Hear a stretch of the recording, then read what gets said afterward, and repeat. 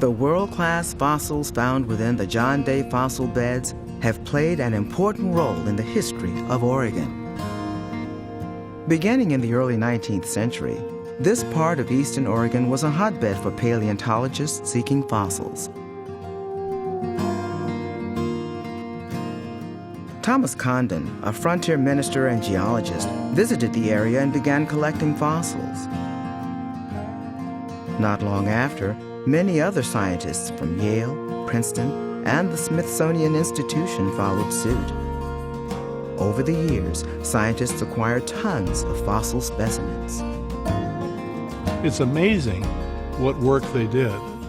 There weren't even topographic maps then. They had no aerial photography, and yet they were able to formulate hypotheses that in many cases still hold up. Amazing work. I was the first paleontologist here at the park.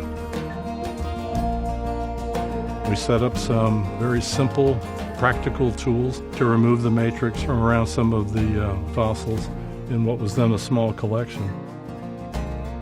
30 years after the establishment of the park, the state-of-the-art Thomas Condon Paleontology and Visitor Center opened, allowing researchers and visitors to explore the park's many fossil discoveries.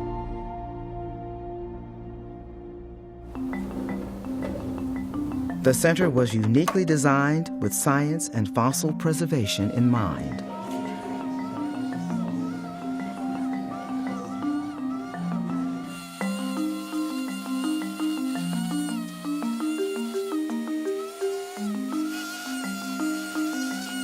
In the collections, the researchers 20, 50, 100 years from now will be able to understand, oh, this is the context that was found in.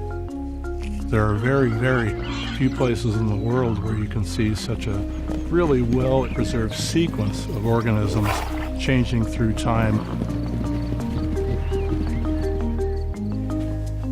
This is the museum's collection space. This is where we keep all the specimens. One of my favorites are the false saber-toothed cats. Having these collections preserves the fossil in perpetuity.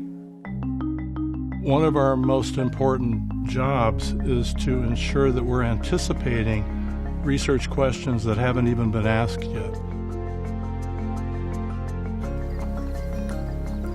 Scientific research has been going on at the John Day fossil beds for more than 100 years, and that's going to continue on. We're having different types of scientists come out here and work with us. Geochemists, biologists, geologists, all working together to tell a very complex story about the change of life over time. And that's going to continue here at the John Day fossil beds.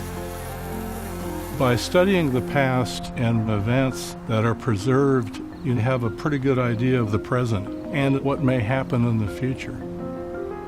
Things have constantly been changing, and it's never looked quite like this before, and it'll never look quite like this again.